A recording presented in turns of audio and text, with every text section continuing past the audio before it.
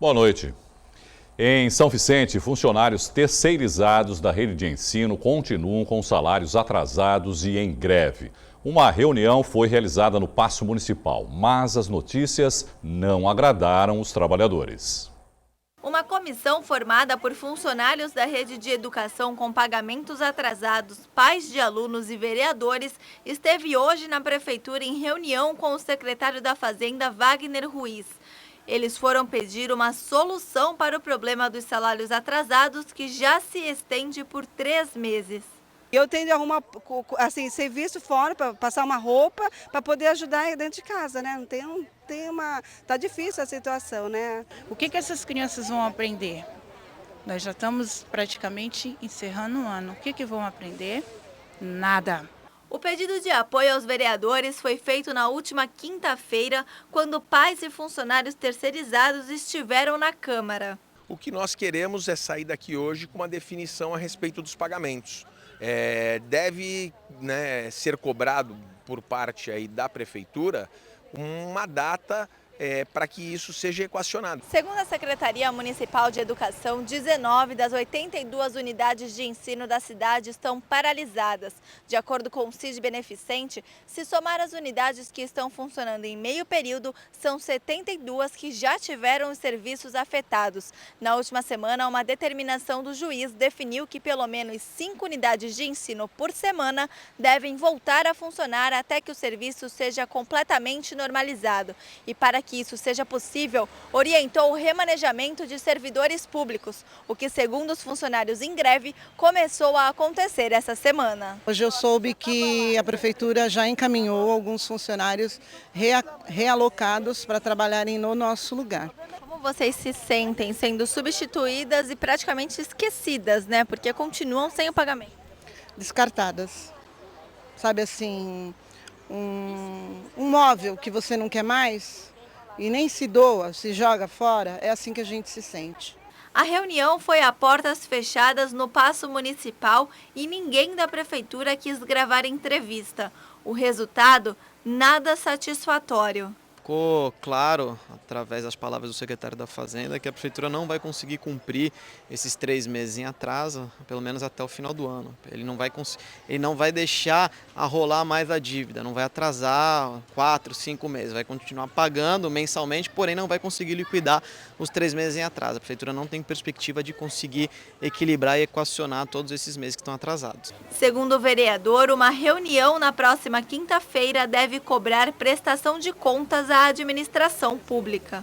Quinta-feira estarei em uma reunião em caráter oficial com o secretário da Fazenda para que ele possa me mostrar os números de arrecadação e despesa, para que assim a gente consiga, de uma forma mais transparente e mais clara, mostrar para as pessoas o que arrecada e o que gasta. Mas é muito ruim a situação do município.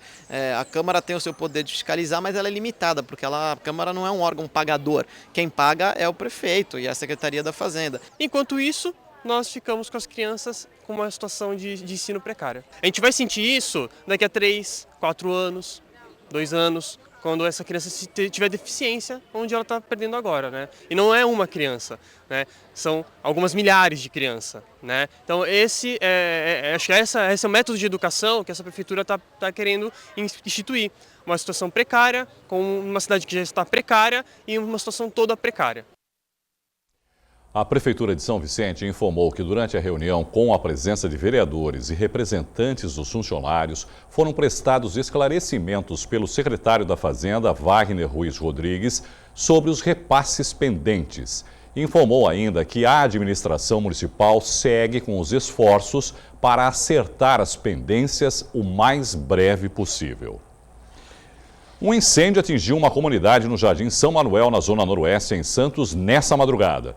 Uma pessoa teve queimaduras leves e outras 7 ficaram desabrigadas. O fogo atingiu um comércio, uma casa e uma igreja. Um curto-circuito em um micro-ondas teria dado início às chamas. Pelo menos 500 mil residências ficaram sem energia nesta madrugada na Baixada Santista. O apagão atingiu principalmente as cidades de Santos, São Vicente, Praia Grande e Guarujá. Moradores relataram que antes do apagão ouviram um forte barulho seguido por um clarão no céu. Em Santos, as ruas ficaram totalmente no escuro. Na Vila Fátima, em São Vicente, a situação foi a mesma. Pela manhã, muitos pontos em Santos ainda estavam sem luz. Os semáforos demoraram para voltar a funcionar e quem precisou enfrentar o trânsito teve problemas. É complicado, né? Muito perigoso. Tem que ter paciência aqui, senão acabar tendo acidente toda hora.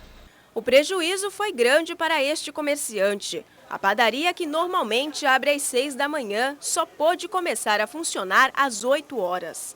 Já está tudo pronto, café, pão, tudo. Mas hoje, infelizmente, não deu. Eu liguei para a CPFL, não consegui. Depois liguei para os bombeiros. Aí ele atendeu, pediu informação, ele também não sabia porque é que faltou. Aí eu falei, se você não sabe, eu muito menos vou fazer o quê? Pelo menos 500 mil residências ficaram sem energia elétrica durante a madrugada. Segundo a CPFL Piratininga, uma forte descarga atmosférica durante o temporal provocou um curto-circuito em uma das 4 linhas de transmissão que levam energia para a subestação Jabaquara. Assim que o problema foi registrado, a concessionária trabalhou para restabelecer o fornecimento de energia na região. Em São Vicente, quem procurou por atendimento no hospital municipal logo cedo teve dificuldades. Estava sem energia, não tinha como atender as crianças, estava péssima. As principais vias que servem de acesso entre Santos e São Paulo estão parcialmente interditadas até sexta-feira. A Via Anchieta passa por obras de recuperação. O serviço é feito das 8 da noite às 5 da manhã, entre os quilômetros 18 e 22. As faixas 1 e 2 terão interdição alternada durante os trabalhos. Já a rodovia Padre Manuel da Nóbrega passa por pavimentação do quilômetro 280 ao 292, sentido Guarujá, até sábado. As intervenções serão entre as 8 da manhã e as 5 da tarde. As faixas 1 e 2 serão bloqueadas durante o período. Já a Imigrantes também ficará interditada para a construção de um novo viaduto de quinta a sábado. A interdição acontece nos 2 sentidos da rodovia, do quilômetro 66 ao 67. A faixa da esquerda permanece bloqueada. Uma família de turistas argentinos foi assaltada em Peruíbe no último sábado. 2 suspeitos roubaram o carro e os pertences da família próximo à orla da praia. O veículo foi abandonado próximo ao bairro da Vila Erminda. Foram encontrados R$ 2.850, 347 dólares, 900 euros, 12.130 pesos argentinos, além de documentos e um cartão de banco. Depois do intervalo, as notícias do esporte, além dos gols do Santos contra o Inter de Porto Alegre, você vai ficar sabendo como foi a penúltima etapa do circuito Santa Cecília TV de triatlon desse ano. Nós voltamos já.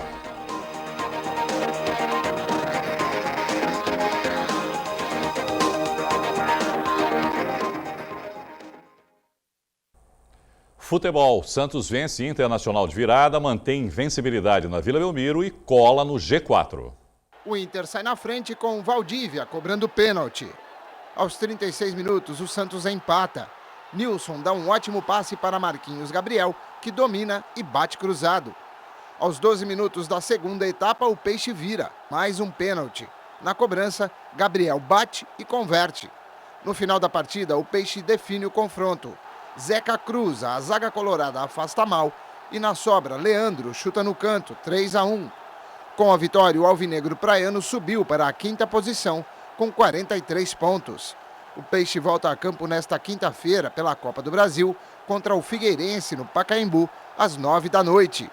Já pelo Campeonato Brasileiro, o Santos enfrenta o Fluminense domingo na Vila Belmiro às 4 da tarde. Você já sabe, a nossa conversa sobre a rodada aqui no estúdio é com o Juan Reol, editor do Santa Portal. Juan, boa noite. Mesmo com as ausências aí de Ricardo Oliveira, David Braz, que estavam suspensos, Giovânio, que continua contundido, foi uma bela vitória sobre um time tradicional chamado time grande, né, Juan? Pois é, Irineu. Boa noite, amigos do Caderno Regional. Só, Irineu, eu peço licença antes de falar do Santos. Faleceu hoje o Marcos Lima, que foi preparador do Santos, Corinthians e Flamengo. Ele é um rapaz jovem, vinha lutando contra o câncer, trabalhou no Santos, foi estagiário, ele foi formado aqui pela FEFESP, né, a Faculdade de Educação Física. Trabalhou no Santos ali de 2004 até 2009, depois trabalhou no Corinthians com o Ronaldo, né, ele preparou o Ronaldo, aí estava no Flamengo. nesse último trabalho dele no futebol. Lá no Santa Portal tem a nota completa, mas um rapaz muito bacana, muito querido por todos que trabalharam com ele. E muito triste essa notícia hoje de manhã. Nossas condolências à família dele. Pois é, a família dele vai ser sepultada amanhã em São Vicente. E aí falando, né, do Santos, que ele sempre defendeu com um trabalho muito árduo, jogou muita bola o Santos, Irineu, mesmo contra uma equipe difícil, de tradição, como você falou, soube voltar, né, reverter o resultado, iniciando a partida perdendo de 1-0.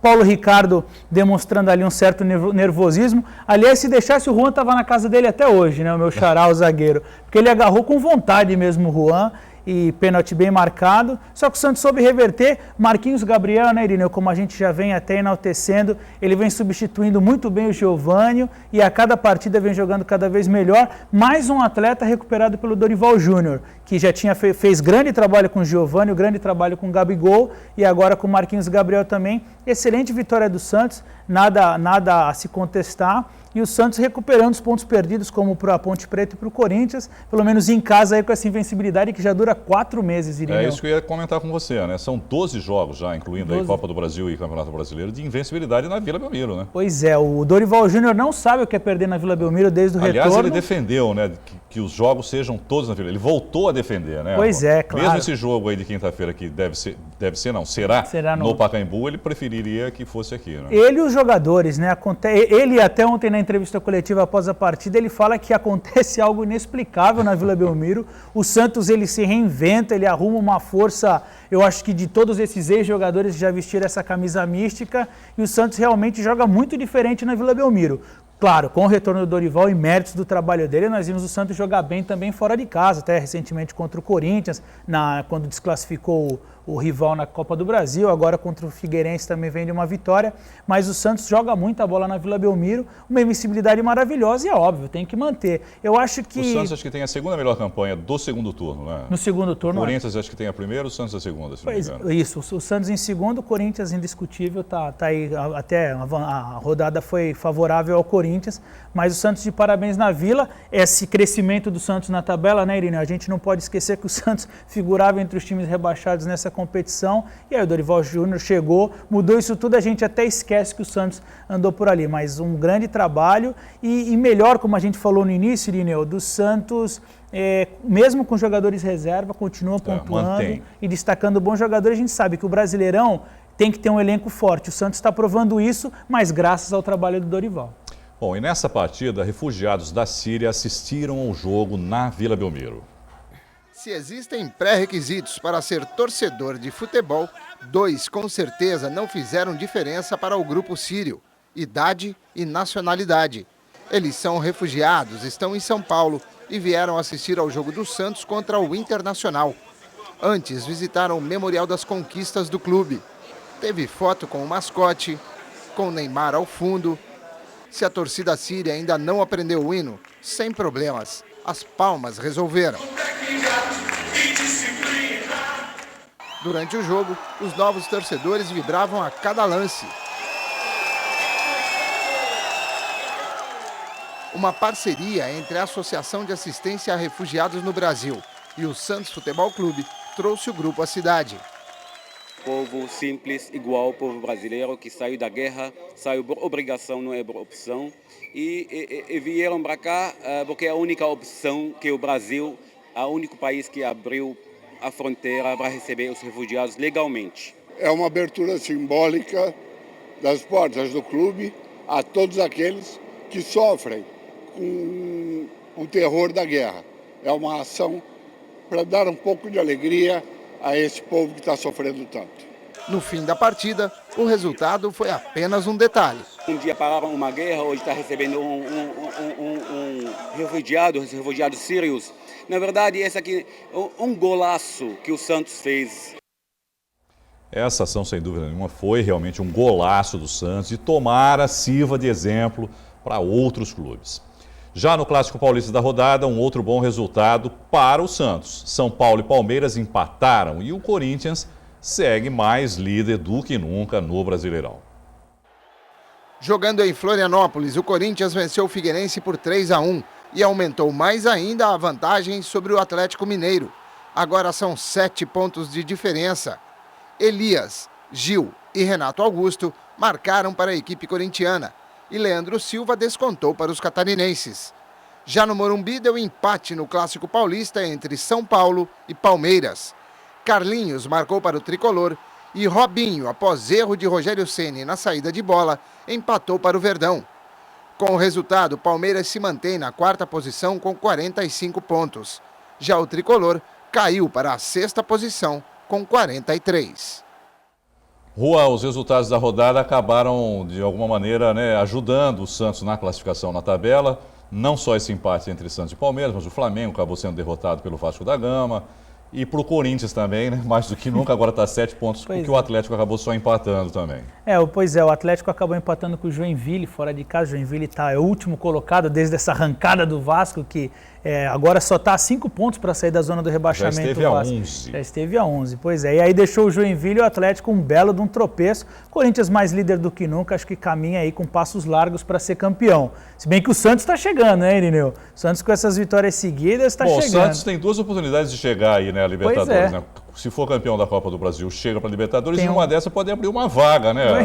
Porque se ficar entre os 4 no Brasileiro. Exatamente. E aí sobre a rodada, o São Paulo vinha ganhando esse jogo até os 47, quando saiu o gol do Robinho. Para o Santos seria muito ruim, porque ele seria ultrapassado pelo São Paulo e até aumentaria ali a distância para o G4. Para o Santos foi um empate fantástico. O Rogério Ceni, que ensina que ele tem com os Robinhos, né? Quando um dos Robinhos, que sempre marcou golaços em cima dele, foi para a China, o outro do que permanece no Palmeiras mete o segundo golaço de erro de saída de bola dele e bola de primeira. Foi para brilhantar o jogo de uma forma fantástica. O Rogério Ceni até hoje de manhã pediu para dar entrevista, defendeu o Osório, assumiu toda a culpa. Fez bem, né, Irineu? Não tinha como ele colocar a culpa em ninguém. Ele até tentou ali dizer que o jogador do Palmeiras chegou junto, evitou o chute dele. Excesso de confiança. Excesso de confiança. Ele assumiu, ele deveria ter chutado essa bola para a lua, 47 do segundo tempo. Falta um minuto para acabar o jogo, você está ganhando. Exatamente. Para o Palmeiras, que vinha perdendo, foi um ótimo resultado, mas a equipe, como você destacou, que mais se deu bem com esse resultado foi o Santos. Se naquela rodada, quando perdeu para a Ponte Preta, deu tudo errado para o Santos, dessa vez o Santos, pela segunda rodada seguida, se dá bem e a rodada é favorável para que ele suba e se aproxime do G4. Bom, pela segunda divisão do Campeonato Paulista, o Jabaquara se complicou de vez. O Leão da Caneleira perdeu por 1-0 para o Taboão da Serra, fora de casa, e caiu para a penúltima posição no grupo com 5 pontos.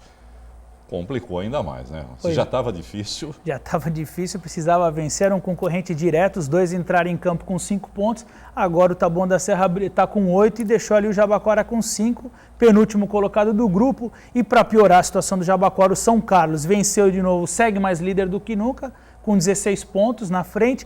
O Olímpia também venceu, que é o próximo adversário, está com 11 pontos, quer dizer, os 2 primeiros colocados que se classificam. O primeiro com 16, 11 pontos para o Jabaquara, ficou muito complicado. E o segundo tem 6 pontos, né, Irineu? Quer dizer, vencendo, que é a obrigação no Estádio Espanha, fica 3 pontos ainda para tentar tirar nas 3 próximos jogos. Só que o Olímpia vem jogando bem. E dos próximos adversários, que tem o Grêmio Prudente na frente também, que é o terceiro, o Jabaquara ainda pega, só que já não pega mais o Taboão, que perdeu. Quer dizer, muito complicado para o Jabaquara. Eu acredito que o sonho de ir para a terceira divisão, para a A3, que não é a terceira divisão, né? A A3, ficou bem complicado para o Jabuca, mas fez uma grande campanha esse ano, que se inspire nessa temporada para a próxima. Bom, você já destacou aí, né, Juan? Olímpia, domingo, 10 da manhã, o próximo desafio, né, do Jabaquara, jogando aqui em Santos. E a partida tem ingressos trocados por garrafas PET, é isso? Pois é, Irineu, troca 2 garrafas PET e ganha um ingresso para ver se... É uma campanha da Federação Paulista, que o Jabaquara, principalmente que recebe a partida, está apoiando, o Olímpia também, que é o adversário. O Jabaquara não tem uma média de público muito boa, acredito que essa derrota prejudique um pouco isso, mas que o torcedor de Santos em geral, todo santista, principalmente o morador ali da Zona Noroeste, que se inspire nessa boa ação, participe e lote o estádio, até porque a gente não pode também ficar cultuando esse negócio de só merece louvor quem vence. O Jabaquara fez uma grande primeira fase, o Jabaquara está na segunda divisão, é uma equipe que está aí tentando se redescobrir, lembrar os grandes momentos que até chegou a bater de frente com o Santos nos anos 50 e 60. Então o torcedor tem que entender também que valeu essa campanha que o Jabaquara fez, ir lá procurar lotar o estádio, ajudar nessa campanha solidária, que eu acho que todos ganham com isso, e assistir uma boa partida. Acho que a segunda divisão sempre traz partidas divertidas, segurança, tranquilidade, coisas que a gente às vezes não vê nas séries principais, né, Irineu? Juan, se volta quinta? Quinta-feira. Quinta é o jogo do Santos, né? Pois é, vamos conversar Tem sobre rodada Copa de do meio de Brasil. semana na Copa do Brasil, né? Copa do Brasil. Até lá então, viu, Juan? Boa noite, obrigado mais uma vez. Eu que agradeço, Irineu. Boa noite aos amigos do Caderno Regional. E a quarta etapa do 9º Circuito Sprint Triathlon Santa Cecília TV foi realizada nesse final de semana e agitou mais uma vez a Praia da Enseada, em Guarujá. A manhã de domingo desses atletas foi assim, com muito suor. E eles acordaram cedo. A primeira largada foi às 8 da manhã. 250 competidores nadaram 750 metros, pedalaram 20 quilômetros e depois de tudo isso ainda correram 5 quilômetros. A satisfação de completar mais uma prova compensa o esforço. Hoje eu consegui abaixar um pouco, uns 30 segundos, 1h15 e 40, mais ou menos. É muito boa a prova, a organização, muito boa.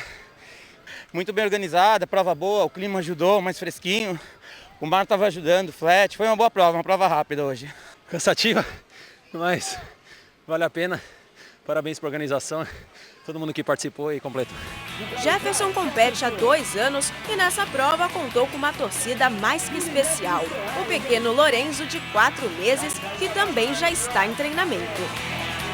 Eu venho de uma família de atletas, né? Então acho que o mínimo que eu tenho que demonstrar para ele é seguir os passos dos meus pais também. Ele vai participar das próximas também? Ah, se Deus quiser, aqui ó, treinando para o triatlo de 2030.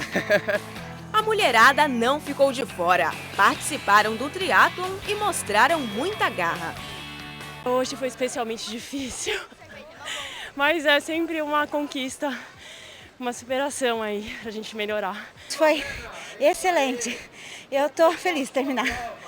Ainda mais final de ano, como se fosse um presente de fim de ano.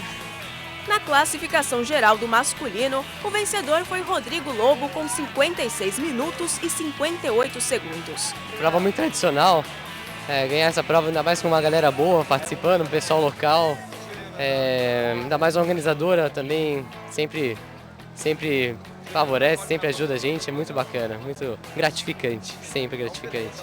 No feminino, quem levou a melhor foi Mônica Tavares. Estou muito feliz, adoro essa provinha, adoro fazer o short. Essa foi bem disputada, mas foi bem legal, que bom que deu para vencer hoje. Toda essa festa vai se repetir na próxima etapa do circuito, que já tem data marcada, dia 8 de novembro, a última etapa da competição desse ano. A próxima etapa a festa vai dobrar, porque a última etapa é a que vale mais, peso 1,5 e ninguém pode descartar. Então, aquele atleta que participou ou descartou uma etapa jamais vai poder perder a última etapa. Então, a gente espera um nível ainda muito mais forte.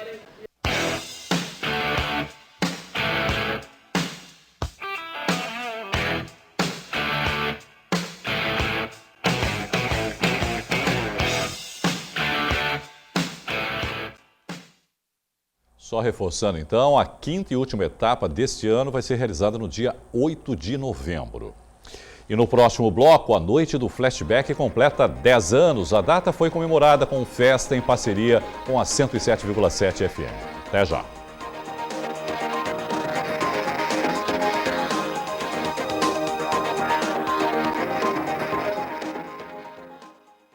Neste fim de semana, um dos pioneiros do samba em Santos recebeu uma justa homenagem. Drauzio da Cruz faleceu há 21 anos e não sai da memória dos sambistas. A homenagem foi realizada na passarela que desde 2006 leva o nome do sambista. A festa foi organizada por Simone, uma das 5 filhas de Drauzio. Um sonho sendo realizado, né? É um sonho pensando no meu pai, em tudo que ele significou para essa cidade, né? Que aonde ele passou, por onde ele foi, São Paulo, Rio de Janeiro, ele levou o nome de Santos. Então, nada mais, nada menos, após 21 anos, né? Você acordar e ver, temos que fazer algo. Temos que fazer algo. E esse algo está aqui, essa passarela bonita, maravilhosa, o mundo do samba, a comunidade do samba, estava clamando por isso. Integrantes de escolas de samba, alunos e muitos amigos que conviveram com Drauzio participaram. Fui aluno do maior sambista que eu já vi no Brasil inteiro, entendeu? Eu acho que depois de Paulo da Portela, eu acho que uma das histórias mais lindas no samba é do Drauzio da Cruz. O legado do Drauzio é muito importante para nós. Esse é, por exemplo, a passarela do samba aqui, é um dos sonhos do Lorde Brilhantina, né? Que na época a gente chamava ele de Lorde Brilhantina.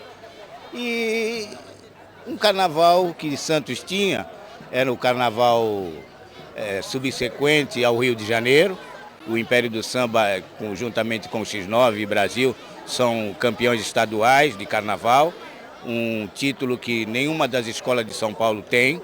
O padre Francisco José Greco, da paróquia São Benedito, realizou uma bênção em memória do sambista. Integrantes de escolas de samba de Santos entraram com os pavilhões e também foram abençoados pelo padre. O Drauzio da Cruz é uma figura desses batuqueiros da antiga, desses baluartes da antiga, que foram uma elite em extinção. Sobraram poucos, um ou dois. Quando falar em carnaval, e mestre foi o Nego Drauzio, não foi outra pessoa, foi ele mesmo. O sonho da menina Laila Vitória de voltar a andar está perto de se tornar realidade. Ela embarcou esse final de semana para St. Louis, nos Estados Unidos, onde fará uma cirurgia. Laila nasceu com paralisia cerebral e depende de uma cadeira de rodas para se locomover.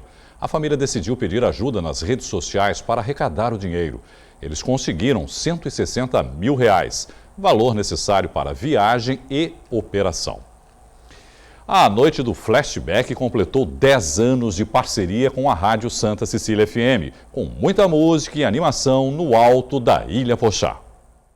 Há 10 anos, o ponto de encontro de fãs das músicas dos anos 70, 80 e 90 é o Juá, danceteria que fica na Ilha Pochá, em São Vicente. Uma ideia que começou sem muita pretensão, mas que se tornou um sucesso.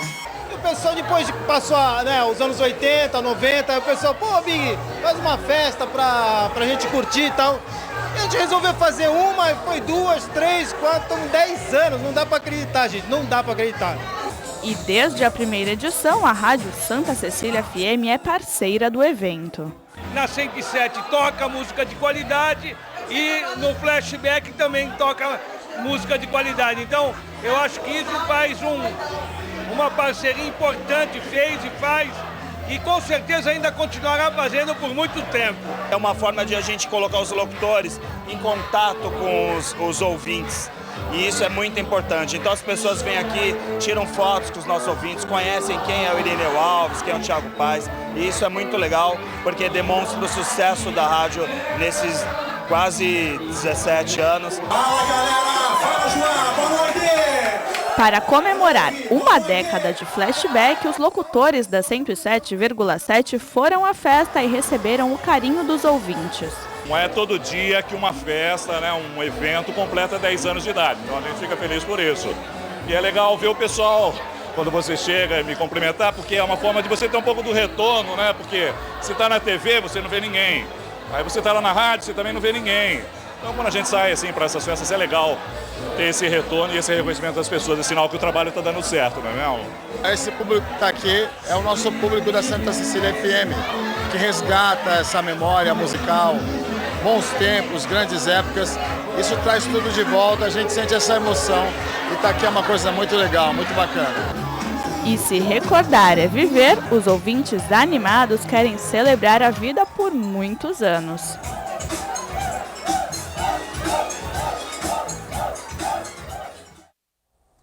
A edição desta segunda-feira termina aqui. Continue bem informado acessando o Santa Portal. Obrigado pela companhia e até amanhã. Tchau.